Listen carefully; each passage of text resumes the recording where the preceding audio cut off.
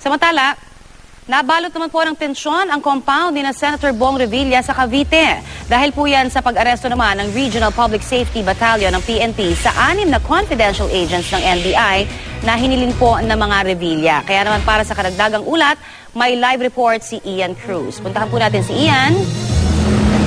Yes, Connie, sa mga sandaling ito ay narito ako sa Bukandala Elementary School, ito sa Imus, Cavite. Connie, itong Cavite, isa nga sa may pinakamaraming botante sa huling talangan ng COMELEC ay nasa 1.8 million yung mga botante rito. Sa mga sandaling ito, Connie, ay pinapasok na rin yung mga PCOS machines patungo, Connie, sa iba't ibang mga presinto dito nga sa Bukandala Elementary School. Samantala, Connie, tensyon nga ang bumalot sa compound ng mga Revilla sa Bacoor, Cavite kagabi.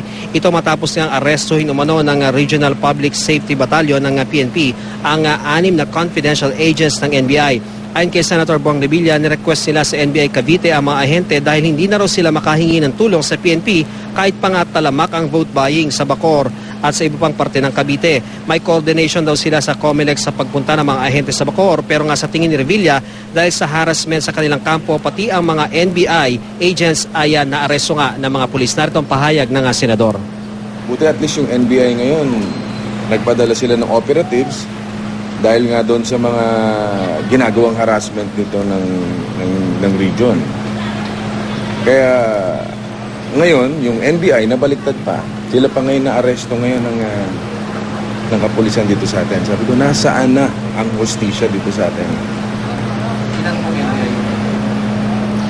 Cory, nung isang gabi, mga spikes naman daw ang tinapon ng kanilang mga kalaban sa tapat ng gate nila sa kahabaan naman ng Aguinaldo Highway. Sa panig ng PNP, sinabi nilang may impormasyon na silang nakuha ukol sa presensya umano ng mga armado sa likod ng compound ng mga Revilla, kaya naman sila rumisponde. Dito na raw na-aresto ang 6 na confidential agents. At sa kanilang impormasyon ay 2 raw sa mga ito ay nahuli ng baril at walang may pakitang gun ban exemption. Narito ang pahayag ng PNP. At nakita nga natin nasa loob ng isang SUV yung mga reported armed group.